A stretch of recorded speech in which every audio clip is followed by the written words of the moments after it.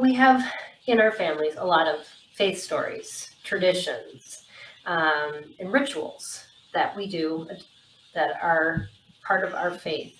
What are some ways that you've been able to adapt or accommodate those for based on how your son understands them, and then as you built them into other inclusive type programs, how do you approach that? I guess even as a parent. Yeah, it's such a great question. And um, rituals are really important. Mm-hmm. I mean, everything we do really is a ritual, from getting up in the Truly morning to is. brushing teeth, Yes. right? So Yes. it's kind of what is the intention behind it.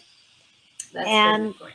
Mm-hmm. yeah, and I think that if we hold the action um, and make that more important than the intention, that's where Yes. there's a split, right? Mm-hmm.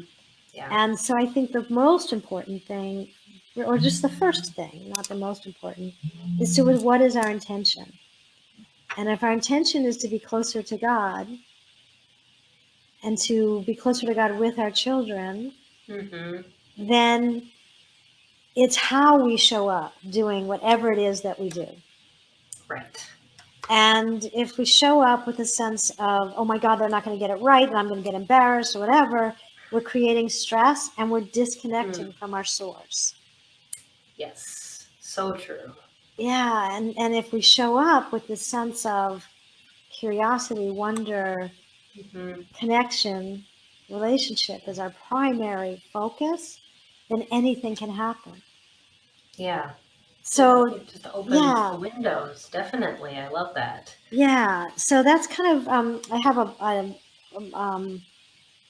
my first book is called Now I See the Moon, and it's how I developed the religious education program and Mm-hmm. um, and the Miracle Project. And my second book is called The Seven Keys to Unlock Autism, and it actually turns it on its head. It's not about unlocking autism. It's about unlocking others' way of being in the world that prohibits Mm.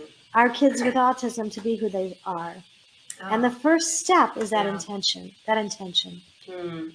So the second step is appreciation, and Yeah. appreciating our challenges as well as our joys. So perhaps one of the rituals can be, I mean, we do Friday night, but one of the rituals is appreciating each other on a really beautiful level, like making that ritual part of what we do. Right.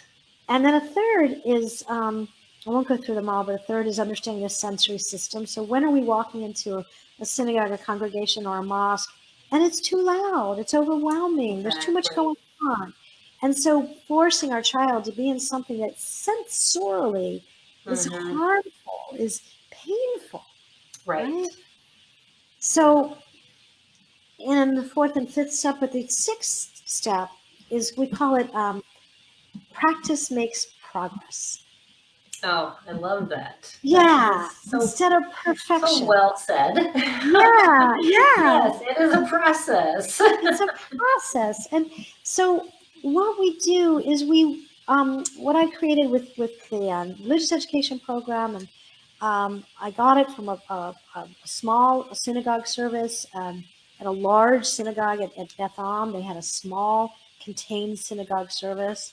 Mm-hmm. And we took it to another level where we created a religious education program that we explored all the rituals. I mean, when you think about it, going into a Oh. synagogue or a church or a mosque, Mm-hmm. just the fact of stand up, sit down, bow, do Right. this, that's a lot of choreography, It definitely and is. what's going on? And especially with our kids with motor planning and sequencing challenges, right? And what is Yes. and strange words and sounds and Latin and Hebrew and Yeah. what is all this? And Mm-hmm. so we break it down into small, manageable, understandable, meaningful parts. Yes. In a Mm-hmm. reverse inclusion, we bring the typical world, same thing I do for Miracle Project, Okay. into a small contained environment.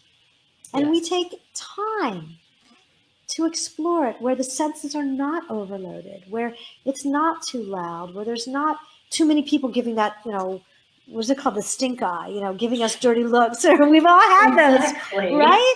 So we do it in a place where all they're seeing is love and encouragement and oneness together.